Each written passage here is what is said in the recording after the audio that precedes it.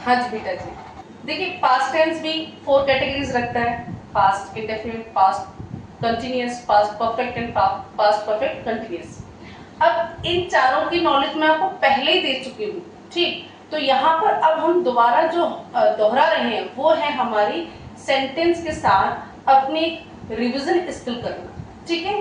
तो वो रिवीजन कैसे हुआ कि एक बार आपको रिकॉल करा देती हूँ कैसे किसके साथ क्या आना है, मतलब सिंगुलर नंबर के साथ कौन सी हेल्पिंग वर्ब आएगी, प्लूरल नंबर के साथ कौन सी हेल्पिंग वर्ब आएगी। तो ये आपको एक रिवीजन है, ठीक है, जैसे मैंने प्रेजेंट टेंस कराया। अब देखिए past indefinite, the work happened in the past, जो कार्य हमारा पास्ट में हुआ, ठीक है। मैंने खाना खाया, आई एट फूड। मैंने दौड़ लगाई, आई रैन, ठीक है। अपनी रिवीजन स्किल करना, ठीक है। तो वो रिवीजन कैसे हुआ कि एक बार आपको रिकॉल करा देती हूँ कैसे किसके साथ क्या आना है, मतलब सिंगुलर नंबर के साथ कौन सी हेल्पिंग वर्ब आएगी, प्लूरल नंबर के साथ कौन सी हेल्पिंग वर्ब आएगी। तो ये आपको एक रिवीजन है, ठीक है, जैसे मैंने प्रेजेंट टेंस कराया। अब देखिए past indefinite, the work happened in the past, जो कार्य हमारा पास्ट में हुआ, ठीक है। मैंने खाना खाया, आई एट फूड। मैंने दौड़ लगाई, आई रैन, ठीक है। और मैं दौड़ी, आई रैन। मैंने खाना बनाया, आई कुक्ड फूड। तो ये क्या था, ये हमारा सारा पास्ट में हुआ, ये वर्क हमारा कब हुआ, पास्ट में हुआ। तो पास्ट के बारे में बात कर रहे हैं, प्रेजेंट तो वर्तमान होता है, पास्ट के बारे में बात कर रहे हैं। तो आई डिड माई वर्क, मैंने अपना काम किया, ठीक। अब इसी को अगर मैं कंटिन्यूअस में करती तो कैसे करती बेटा, पास्ट कंटिन्यूअस में अगर मैं यही वर्क करती या सेंटेंस करती तो कैसे करती, past continuous in the sense the work was happening in the past, जो कार्य पास्ट में हो रहा था, ठीक है, उसके बारे में बात कर रहे हैं। तो आई example and example here too, I was, yes, I was, again you, yes, doing my work। देखिए इसके साथ first form plus ING. Understood ये है कि फर्स्ट फॉर्म हमारी डू है यहाँ पर, ठीक, और इसमें हमने आईएनजी प्लस कर दिया। ये डू की सेकंड फॉर्म है, ये डू की क्या है, सेकंड फॉर्म, जो यहाँ पर मेंशन हो रही है। ये फर्स्ट फॉर्म के साथ प्लस आईएनजी हो गया। देखिए सारा कुछ ना हमारी ग्रामर ही कराना सिखा देती है। एक टेंस, हमारा tense is the backbone of the grammar, ठीक है। ये ऐसा कहा ही नहीं जाता, वाकई में ऐसा है कि अगर आपने टेंस की नॉलेज ले ली ना तो काफी हद तक आपके अंदर सेंटेंसेस फ्रेम करने की स्किल डेवलप हो जाती है। तो इसको समझना नितांत आवश्यक है बेटा। बार बार फोर्स इसलिए नहीं कर रही हूँ कि मैं ये बता रही हूँ आपको, इसलिए क्योंकि आप यूथ, आजकल की जो यूथ है उसको जो इंग्लिश है बहुत ज्यादा कंपलसरी कर दी है। वैसे इंग्लिश हमारी मदर टंग नहीं है, it's not our mother tongue, it's our professional language, ठीक बेटा। लेकिन इसलिए क्योंकि आजकल बच्चों को सच में ग्रामर की बहुत प्रॉब्लम है, तो मैं एक एक चीज बड़ी बारीकी से आपको समझा रही हूँ। I was doing my work, ये पास्ट कंटिन्यूस में हो गया। नाउ पास्ट परफेक्ट,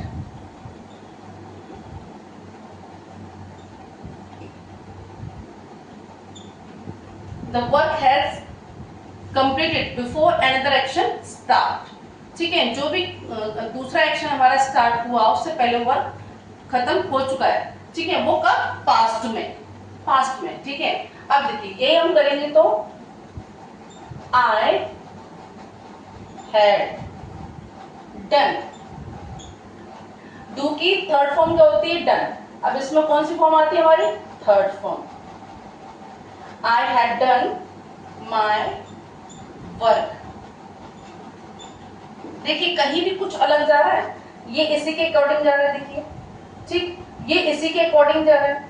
अब आपको ये ध्यान रखना है कि कौन से नंबर के साथ हेल्पिंग वर्ब कौन सी आती है, ये आपको समझने की जरूरत है। और मैंने मेंशन किया हुआ है, and the practice makes a man perfect. हमेशा याद रखिएगा, आप जितनी प्रैक्टिस करेंगे उतने आप परफेक्ट हो जाएंगे। I had done my work, I के साथ थर्ड फॉर्म ये आ गई, ये आपकी हेल्पिंग वर्ब है। डू की थर्ड फॉर्म होती है डन, ठीक। अब इसी को परफेक्ट कंटिन्यूअस में करेंगे तो कैसे करेंगे,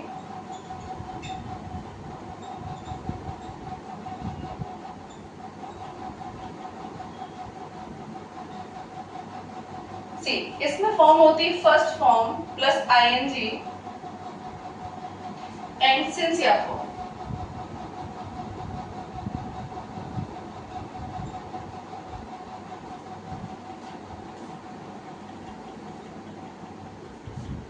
मैं आपको पहले सिंसियर फॉर्म क्लियर कर चुकी हूँ बहुत अच्छे से, आप दोबारा उसको रिकॉल कर लीजिए, मैं यहाँ थोड़ा सा और करा दूंगी। अब देखिए ये first second and third and fourth part, I have done my work, ये हमारा पास्ट परफेक्ट में। अब हमें बनाना है पास्ट परफेक्ट कंटिन्यूअस, जिसमें हमें समय का बोध होता है कि समय कितने, कोई भी कार्य कितने समय से चल रहा था, ठीक है, तो उसमें समय का बोध हो जाता है हमें। तो I had been doing, first form plus ING आ रहा है, I had been doing, I के साथ हमने हैड बीन ले ली, हेल्पिंग वर्ब हमारी सब, ठीक है, इसके तुरंत बाद हमने हेल्पिंग वर्ब ले ली, फिर हमारा ये डूइंग माय वर्क। अब मैं यहाँ पर मेंशन नहीं कर रही हूँ before I started another work, मैं ये भी लिख सकती हूँ, बिफोर आई स्लेप्ट मैं ये भी लिख सकती हूँ, बट आपको फॉर द बिगनर्स मैं इसको बना रही हूँ, इसलिए मैं कोई कंफ्यूजन भरा भी स्टार्ट नहीं कर रही हूँ, मैं बहुत सिंपल लैंग्वेज में फिनिश कर रही हूँ इसको, ठीक है बेटा। देखिए आई, ये past indefinite, I did my work, मैंने सेंटेंस में कहीं आपने देखो एग्जांपल्स में कहीं भी चेंज नहीं, क्या, क्योंकि बच्चे कह रहे हैं मैम अगर एक ही एग्जांपल में आप उसको कैटेगराइज करेंगे तो कैसे करेंगे, तो ये ऐसे होगा बेटा, एक ही एग्जांपल है और मैंने चारों में एक ही एग्जांपल को दोहरा दिया है, ठीक है, रिपीट कर दिया है।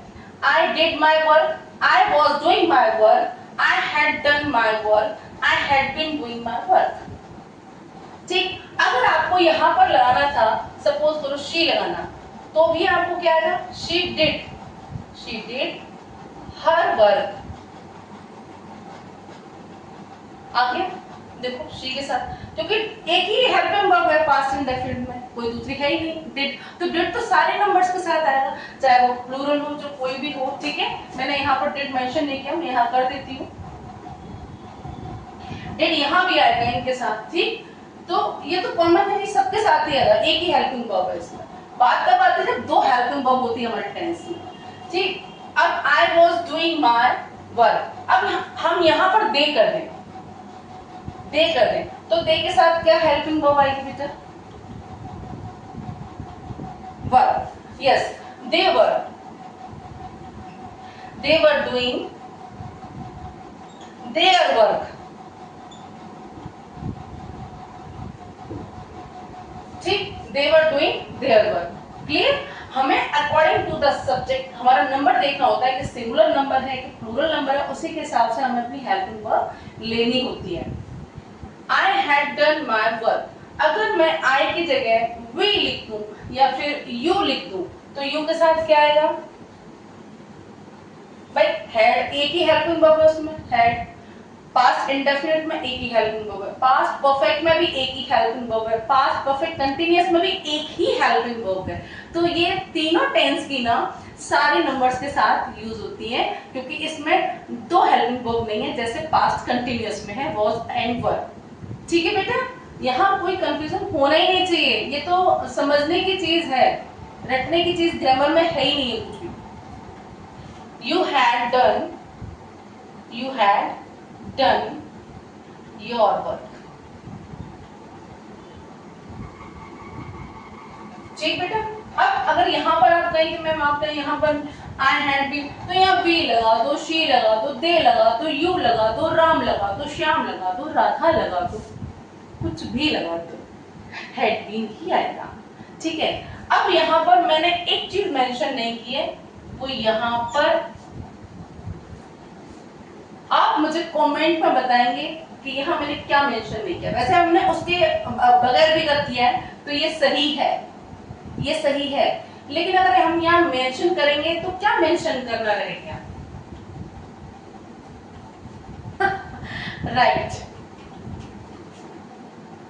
चलिए आप कमेंट में ना बताएंगे, आप आंसर बता दीजिएगा, बच्चे ने बता दिया मुझे। I had been doing my work